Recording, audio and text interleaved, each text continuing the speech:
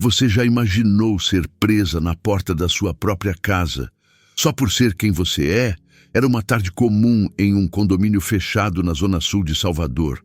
Céu limpo, crianças brincando de bicicleta na calçada, vizinhos regando plantas. Um dia aparentemente tranquilo, até que tudo virou um pesadelo para Jaqueline, uma mulher negra, professora universitária, mãe de 2 filhos, moradora do bairro há mais de 3 anos. Ela voltava do supermercado quando notou 2 moradores a observando do outro lado da rua.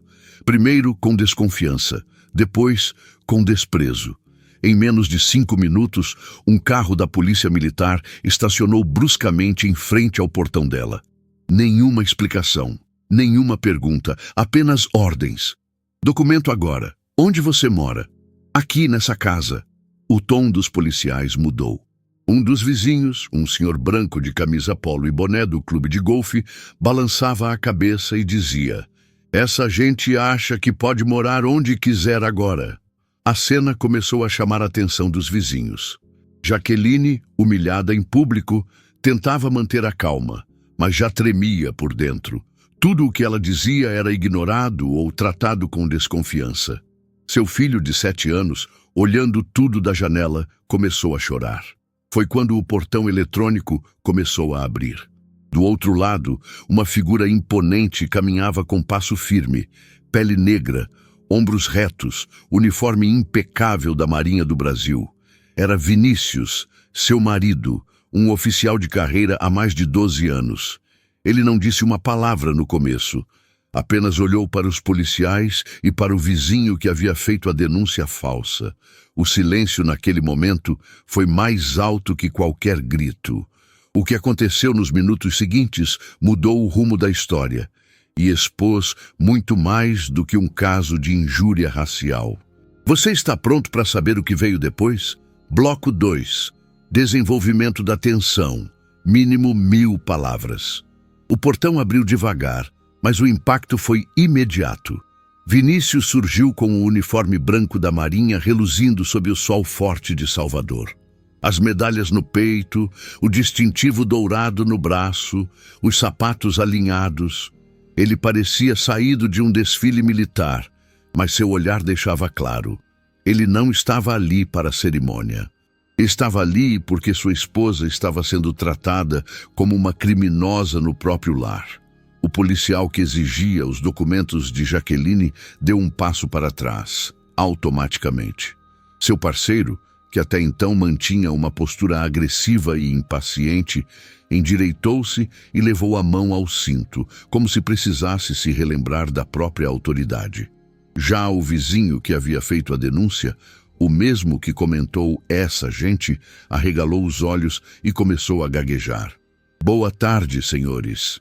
O que está acontecendo aqui?", disse Vinícius com a voz firme, educada, mas carregada de um peso que vinha de anos de serviço militar e de incontáveis episódios de racismo mascarado de confusão. O PM mais novo foi o primeiro a tentar justificar. "Recebemos uma denúncia de que uma mulher suspeita estava tentando invadir essa residência." Vinícius olhou para Jaqueline, que ainda segurava a sacola do mercado com frutas caindo pelo chão. Seu filho mais velho, Gabriel, de 13 anos, saía pela porta da sala com o celular na mão, gravando tudo. "Essa mulher suspeita", disse Vinícius, fazendo aspas com os dedos, "é minha esposa, mora aqui há mais tempo do que alguns desses vizinhos." Ele se virou para o homem de camisa polo, que agora parecia procurar uma saída invisível da situação. "O senhor chamou a polícia por quê, exatamente?" Eu achei estranho. Ela estava parada em frente ao portão, mexendo na bolsa. Bom, o senhor sabe, é um bairro seguro. Não é comum ver pessoas desconhecidas por aqui."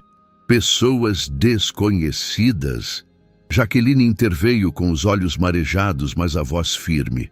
"Eu moro aqui na casa 28. Cumprimento sua esposa toda manhã. Já chamei seu cachorro de volta quando ele escapou pelo portão. Mas claro, hoje eu virei uma suspeita." O silêncio se espalhou feito fumaça. Era desconfortável, pesado, mas necessário. Vinícius então se voltou novamente para os policiais. Vocês pediram identificação antes de abordá-la desse jeito? O policial mais velho respondeu com um desdém quase automático. Pedimos sim, mas ela não quis mostrar de imediato. Estava nervosa, hesitante. Claro que estava nervosa, disse Gabriel, ainda gravando. A senhora estava sendo tratada como bandida no meio da rua, com os vizinhos olhando e julgando. Se fosse uma mulher branca, com as mesmas roupas carregando sacolas, vocês achariam que ela está voltando do shopping. Jaqueline, mesmo diante da tensão, fez questão de endireitar a postura. Eu tentei explicar que moro aqui. Disse que minha identificação estava na bolsa. Mesmo assim, o senhor mandou eu ficar quieta e não fazer movimento brusco. Eu sou professora de Direito Constitucional. Sei exatamente o que você deveria ter feito. E não fez. Um pequeno grupo de moradores já se aglomerava mais adiante, cochichando, gravando com celulares, como se assistissem a uma novela da vida real. Uma senhora se aproximou discretamente e sussurrou. Jaqueline, você quer que eu chame o síndico? Já passou da hora, respondeu Vinícius. E chamem também o comandante da PM da região, porque esse tipo de abordagem não pode passar em branco. Nesse momento, a situação começou a virar. O policial mais novo começou a suar. O mais velho passou a evitar contato visual com Vinícius. O vizinho racista, antes cheio de opinião, já não sabia onde enfiar o celular com o qual fez a ligação para a polícia. Vinícius, então, sacou sua própria identificação militar, mostrando-a com calma. Eu sou o primeiro-tenente Vinícius Ferreira, oficial da Marinha do Brasil. Sirvo há 12 anos, 4 deles em missões no exterior. Essa é minha casa. Essa é minha família. E vocês não apenas falharam em seguir protocolo, como permitiram que o preconceito de um morador ditasse a abordagem.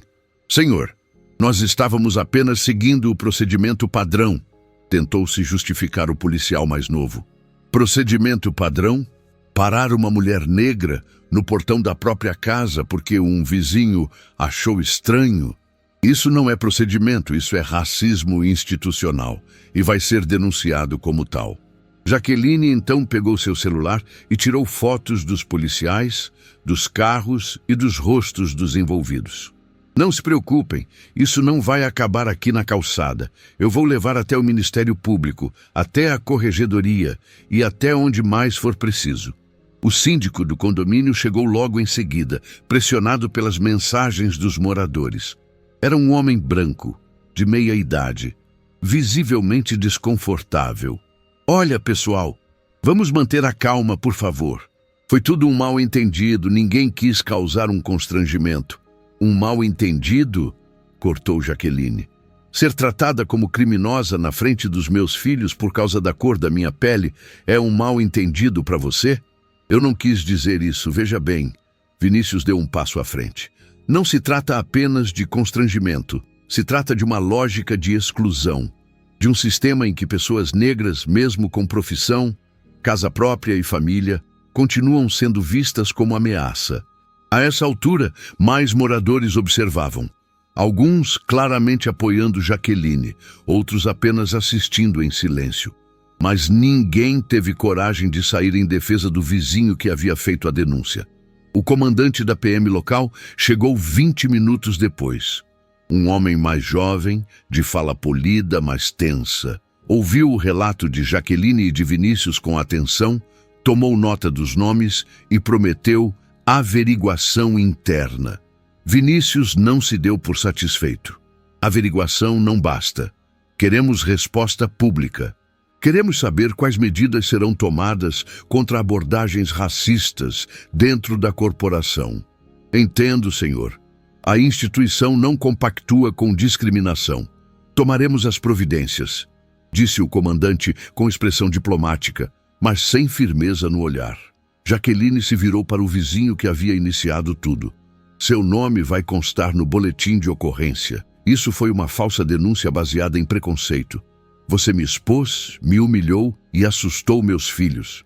O mínimo que você pode fazer agora é ouvir o que você causou. O homem tentou dizer algo, mas sua voz embargou. Pela primeira vez, parecia envergonhado. Não pela consciência, mas pelo peso social da vergonha exposta. A PM liberou o local após os registros e os policiais se retiraram sem dar mais uma palavra. Vinícius acompanhou Jaqueline para dentro de casa. Gabriel, ainda com o celular na mão, parou de gravar. O silêncio dentro da casa contrastava com o barulho emocional lá fora. Mas ninguém ali estava em silêncio por submissão. Era um silêncio de decisão, de quem sabia que aquela história não acabaria naquele dia. E não acabaria mesmo, porque Jaqueline já estava preparando os documentos, e Vinícius, com apoio de colegas das Forças Armadas, começaria uma movimentação interna para denunciar o padrão de abordagens violentas em bairros de classe média quando os moradores são negros. O que havia acontecido ali era grave, mas, infelizmente, não era inédito. E agora, a luta tinha um novo capítulo. Bloco 3. Escalada e confronto público. Mínimo 1000 palavras. Naquela noite, a casa da família Ferreira estava em silêncio, mas o ambiente estava longe de ser calmo. Jaqueline se sentou à mesa da cozinha com o laptop aberto, documentos empilhados ao lado. Gabriel, ainda com o celular nas mãos, havia editado rapidamente o vídeo da abordagem e deixado pronto para subir nas redes. O vídeo tinha pouco mais de 2 minutos e mostrava com clareza o momento em que os policiais abordavam Jaqueline de forma hostil, a entrada imponente de Vinícius com seu uniforme da Marinha e o embaraço visível nos rostos dos envolvidos quando a verdade veio à tona. "Mãe, a senhora quer que eu poste?" perguntou Gabriel, hesitando. Jaqueline respirou fundo. Ela sabia que expor aquilo teria consequências. Haveria julgamentos, distorções, talvez até ameaças. Mas, no fundo, sabia que se não fizesse nada, aquela história seria mais uma a desaparecer no silêncio que protege os racistas. "Posta, Gabriel", e escreve assim na legenda: "Minha mãe foi tratada como suspeita por ser negra, mas esqueceram de perguntar o nome dela. Racismo é crime." Ele assentiu e clicou em publicar. Nas horas seguintes, a postagem viralizou. Foram centenas de curtidas em minutos, depois, milhares. Comentários de apoio, indignação e, inevitavelmente, também os que tentavam justificar o injustificável. Mas a polícia estava só fazendo o trabalho dela. Ela devia ter mostrado o documento logo. Hoje em dia, tudo é racismo. Jaqueline leu alguns, depois fechou o aplicativo.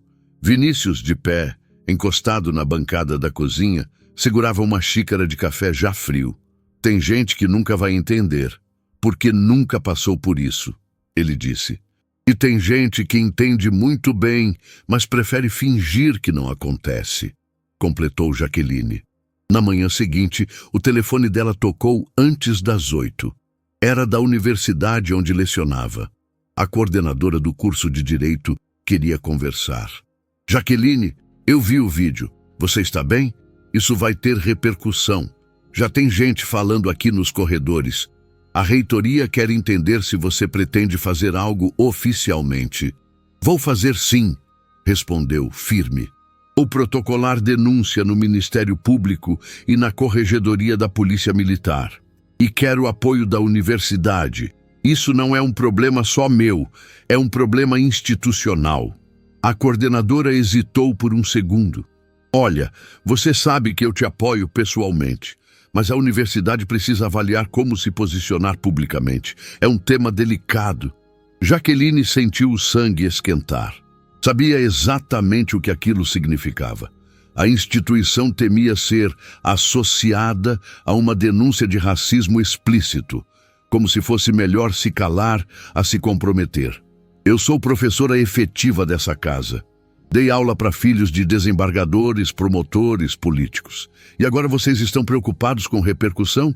O que vocês têm que se preocupar é com o que isso diz sobre o tipo de Brasil que estamos ajudando a manter."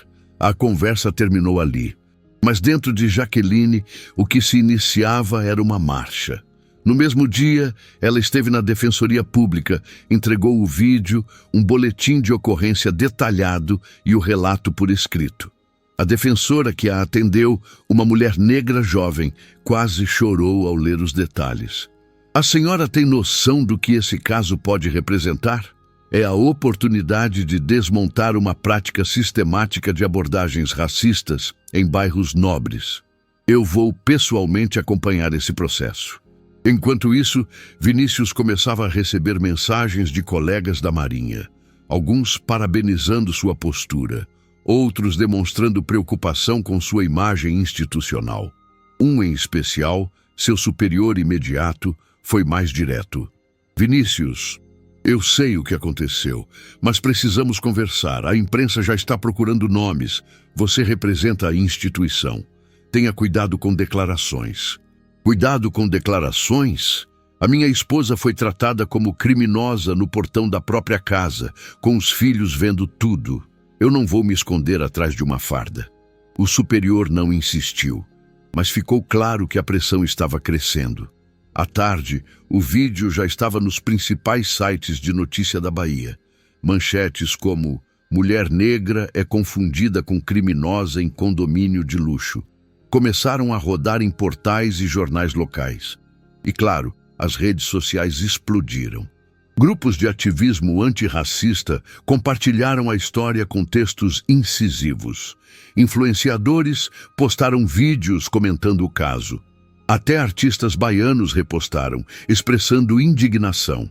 Em paralelo, a Polícia Militar divulgou uma nota oficial.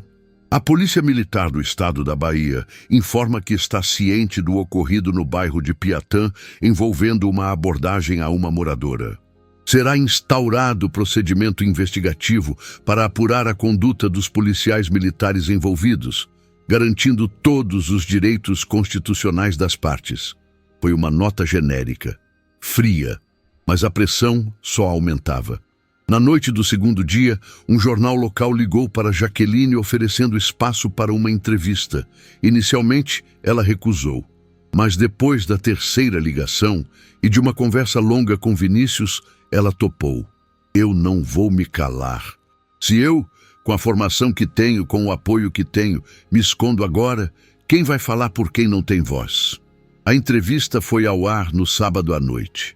Ela falou com calma, com precisão, sem exageros. Descreveu os fatos, falou dos sentimentos, mas também conectou seu caso a uma estrutura maior. O que me aconteceu não foi exceção. A exceção foi eu ter um marido oficial da Marinha. O que acontece com mulheres negras todos os dias é ainda pior. Sem testemunha, sem prova, sem justiça. No dia seguinte, o Ministério Público da Bahia confirmou que abriria um procedimento para apurar não apenas o caso da professora Jaqueline, mas a série de denúncias semelhantes ocorridas nos últimos 2 anos em bairros de classe média e alta. A história já havia ultrapassado o condomínio. No terceiro dia, o síndico do residencial solicitou uma reunião emergencial. Diante da repercussão e da pressão de moradores que se solidarizaram com a família, ele leu uma carta pública de retratação.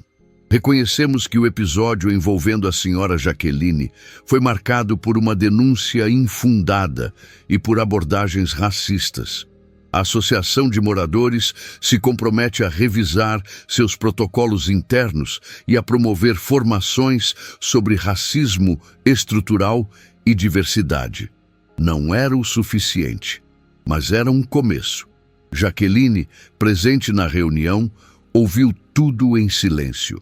No final, apenas disse: "Se vocês precisam de um curso para entender que uma mulher negra pode morar aqui sem ser tratada como invasora, talvez o problema seja mais grave do que vocês imaginam."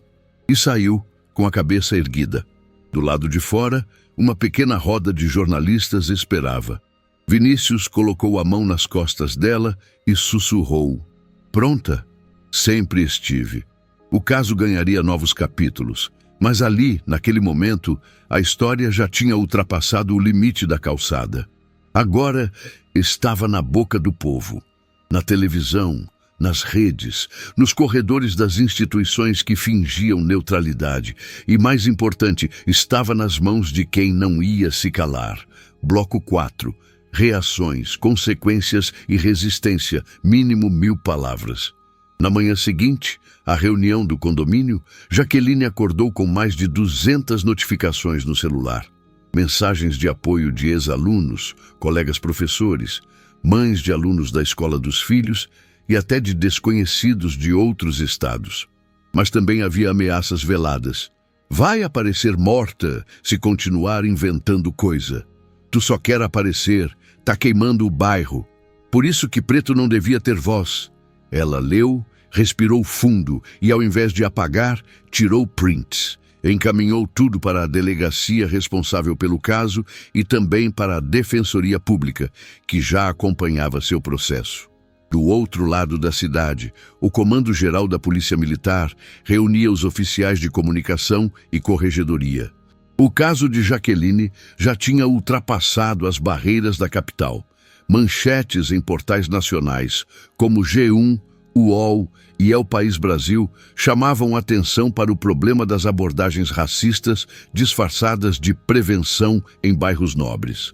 A imagem de Jaqueline com Vinícius ao lado, em seu uniforme de gala, estampava capas de jornais e thumbnails de vídeos no YouTube. Professora negra confundida com criminosa expõe racismo estrutural em condomínio de elite. Enquanto isso, Gabriel, o filho de 13 anos, se tornava símbolo nas redes sociais. Seu vídeo original já tinha ultrapassado 2 milhões de visualizações.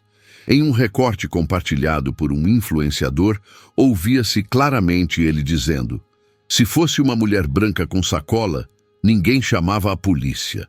Esse trecho foi usado em podcasts, debates televisivos e até por parlamentares em sessões plenárias. Mas com a visibilidade veio o peso.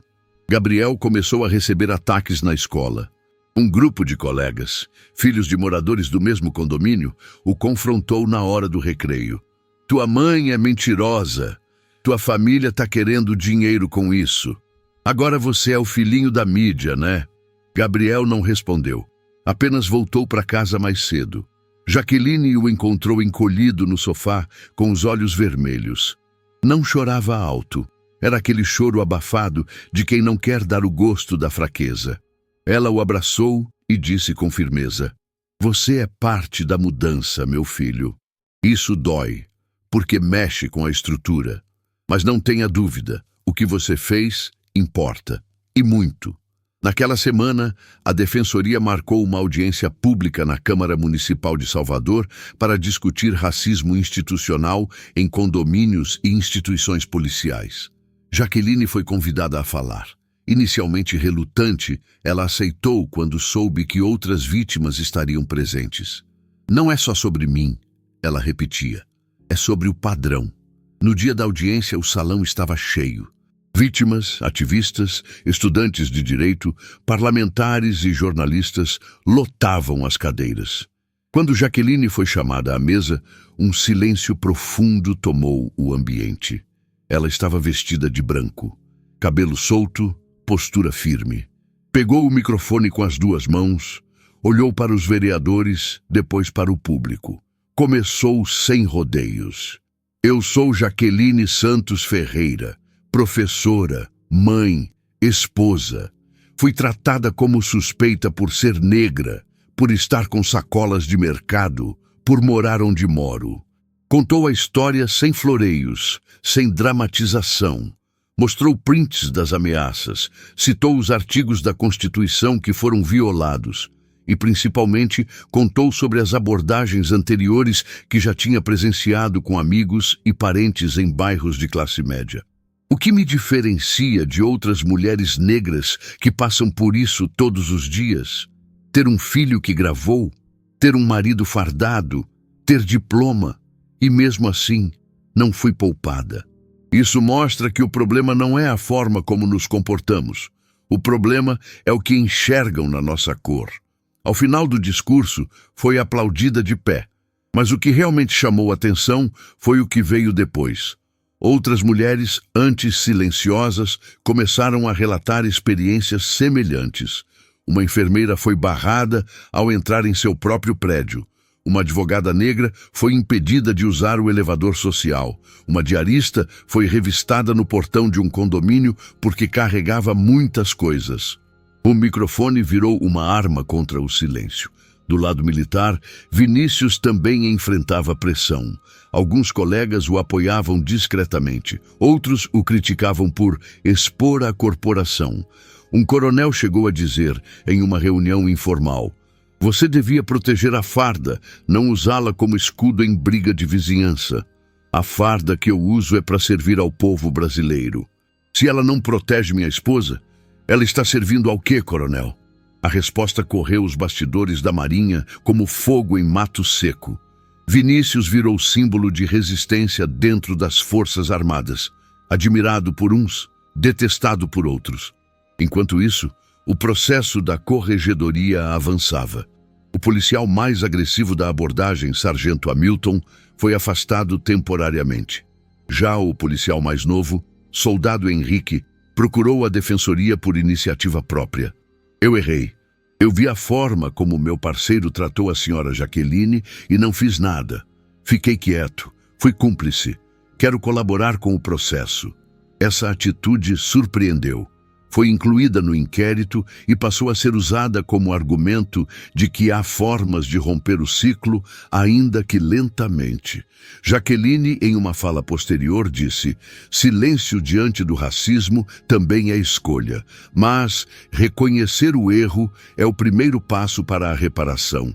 Naquela mesma semana, um grupo de moradores do condomínio organizou um abaixo-assinado, exigindo a saída do vizinho que havia feito a denúncia falsa. Mais de 70% dos moradores assinaram. Ele, pressionado, colocou a casa à venda. Mas Jaqueline não comemorou. "Ele vai morar em outro lugar e repetir o padrão. O problema é maior do que um vizinho. O problema é uma sociedade que ainda se assusta quando vê uma mulher negra com chave de casa própria." O caso agora estava sendo estudado por entidades nacionais e internacionais de direitos humanos. A Anistia Internacional publicou uma nota de apoio à professora e a ONU Brasil compartilhou trechos da audiência pública em seus canais institucionais. Jaqueline recebeu convites para participar de seminários, mesas redondas e programas de TV. Recusou quase todos. Estava exausta. Preferia falar nas escolas da periferia, em encontros com jovens negros, em rodas de conversa em comunidades. "Eu não quero ser celebridade, quero ser ponte", dizia. Mesmo assim, sua presença era exigida. Ela inspirava confiança, inspirava força. Mas ela também era humana, e havia noites em que chorava baixinho no quarto, sentada no chão, com as costas na porta, tentando não acordar os filhos. Vinícius a encontrava assim e se sentava ao lado. Os dois em silêncio, compartilhando uma dor antiga que agora tinha nome, rosto e endereço. "A gente está fazendo a coisa certa?" ela perguntava às vezes. "Sim", ele respondia sem hesitar.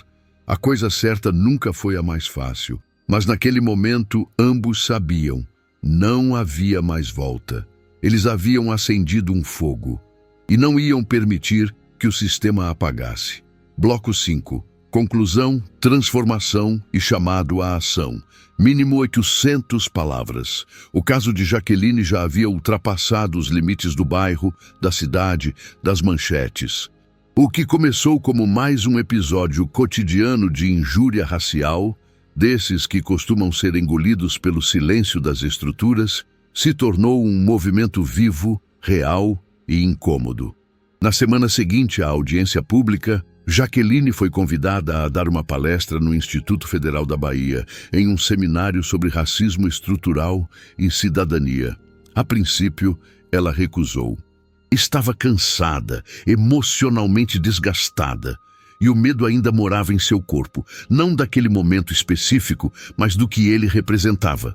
Mesmo tendo sido ouvida, protegida e exaltada, ela sabia. Poderia acontecer de novo.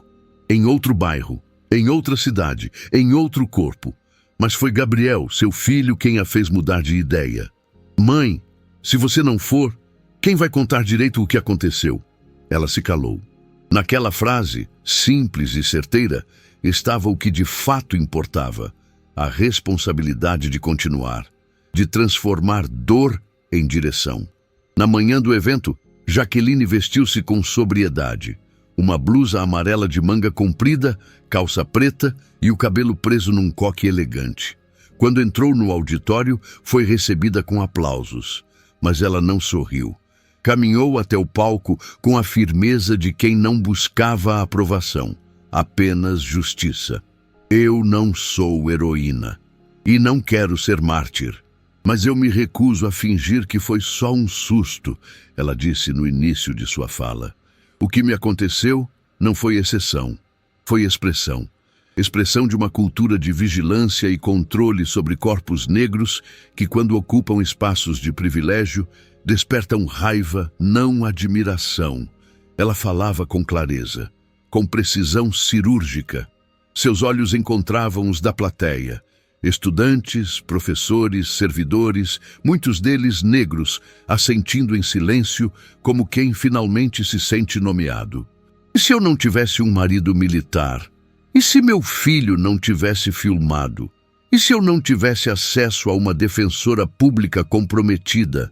E se fosse uma trabalhadora doméstica voltando para casa de ônibus? Essas perguntas, que ela lançava como lâminas sutis, expunham uma ferida social que muitos preferiam esconder sob o tapete do mimimi. Ao final, ela fez algo inesperado. Chamou Gabriel ao palco. O adolescente subiu tímido, mas orgulhoso. Ela entregou o microfone a ele. Eu só fiz o que achei certo. A gente sempre aprende que tem que ficar calado quando a polícia chega. Mas naquele dia eu vi que se a gente não fala, pode ser pior. Ele disse com a voz trêmula, mas firme. O auditório veio abaixo em aplausos. Não por espetáculo, mas porque ali estava uma família negra que, mesmo após ser violentada simbolicamente, não fugiu do centro da praça. Ocupou, falou e exigiu.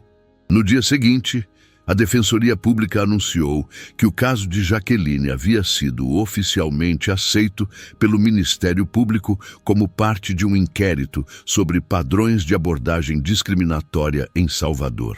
O policial envolvido, Sargento Hamilton, foi afastado em definitivo. Já o vizinho que fez a denúncia falsa foi indiciado por denunciação caluniosa e racismo e responderia em liberdade. Mas isso não era o fim. Na verdade, era só o começo. A repercussão do caso gerou uma série de desdobramentos. Uma lei municipal foi proposta para obrigar condomínios a oferecer treinamentos antirracistas para síndicos e conselhos. A Polícia Militar da Bahia foi pressionada a revisar os protocolos de abordagem em áreas residenciais. A universidade onde Jaqueline lecionava anunciou uma campanha institucional sobre racismo e democracia, com sua participação direta na coordenação. E dezenas de escolas passaram a convidá-la para conversas com alunos sobre cidadania, direitos e respeito. Mas nada disso apagava o que ela sentia, sozinha, nas madrugadas em que acordava assustada com o som de um carro parando na rua. Ou nas vezes em que hesitava antes de entrar no elevador com estranhos. A violência racial deixa marcas que o tempo não apaga, mas também deixa a memória da luta. Certa noite, sentada com Vinícius na varanda, ela perguntou: "Você acha que valeu a pena tudo isso?" Ele demorou um pouco para responder. Tomou um gole do café já frio, olhou para o céu estrelado e respondeu: "Não sei se valeu a pena, mas era o certo a ser feito. E isso já que nem sempre tem recompensa, mas sempre tem consequência." Ela assentiu. Não estavam mais buscando justiça como prêmio, mas como direito. Naquela mesma semana, o vídeo original de Gabriel foi exibido em um documentário da TV pública sobre racismo cotidiano. A imagem final era a de Jaqueline, olhando para a câmera dizendo: "Não é sobre quem eu sou, é sobre como vocês escolhem me ver." Silêncio e tela preta. Agora a pergunta que resta é: Quantas Jaquelines ainda serão confundidas com ameaças antes que isso mude de verdade? Você já testemunhou algo assim? Já passou por isso? Ficou em silêncio? Ou teve coragem de agir? Se essa história te tocou, se te revoltou, se te fez pensar, inscreva-se no canal agora. Compartilhe este vídeo. Comente, denuncie. Porque o racismo não se combate com palavras bonitas, se combate com coragem. E mais vozes precisam ser ouvidas. A sua pode ser a próxima.